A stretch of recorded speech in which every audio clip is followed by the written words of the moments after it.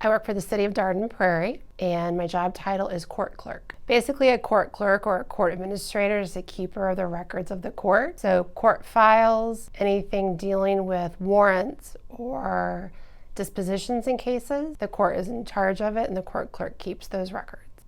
Maintaining all the files so that no one gets lost in the system. If someone has filed a disposition, I have to make sure that's taken care of so that a warrant never gets issued for that person. Person posts the bond, I have to keep track of the money to make sure that everything that they are entitled to comes back to them. I had a couple of past jobs. I went to law school, so I was a public defender for 3 years. After that, I stayed home to raise my family, and then when my kids started in elementary school, I was a substitute teacher for 7 years. COVID hit. I decided I didn't want to be in the schools anymore. So this is close to my home. I applied here and have been here for the last 2 years. I work for the city of Dardenne Prairie and I'm the city administrator.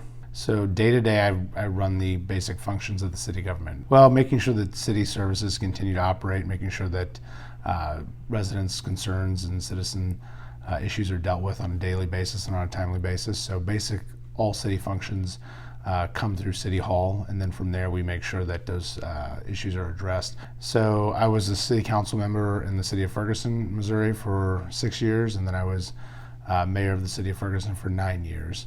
I was also a registered lobbyist for many years, working in the state legislature.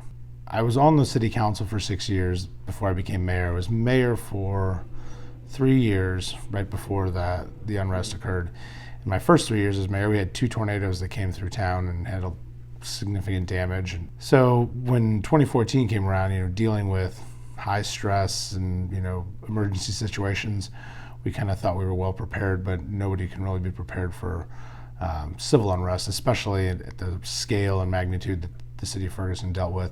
Since 2014, unfortunately, we've seen a lot of that across the nation.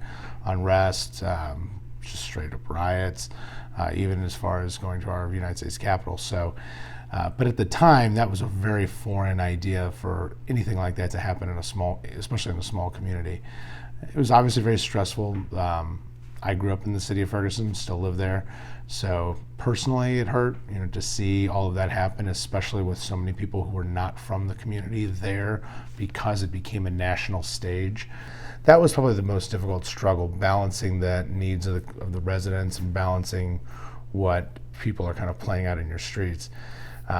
If you watch CNN, they would have thought that everybody was uprising against the city government and hated the city and hated the leaders, but I got reelected 3 years after that. So after that, things really kind of calmed down. I think once the national narrative, the national people kind of realized, okay, we're going to go somewhere else and pay attention, then we get to kind of focus back on healing in the community and rebuilding in the community, which was, of course, what always anybody in local government really wants to do is focus on their immediate community.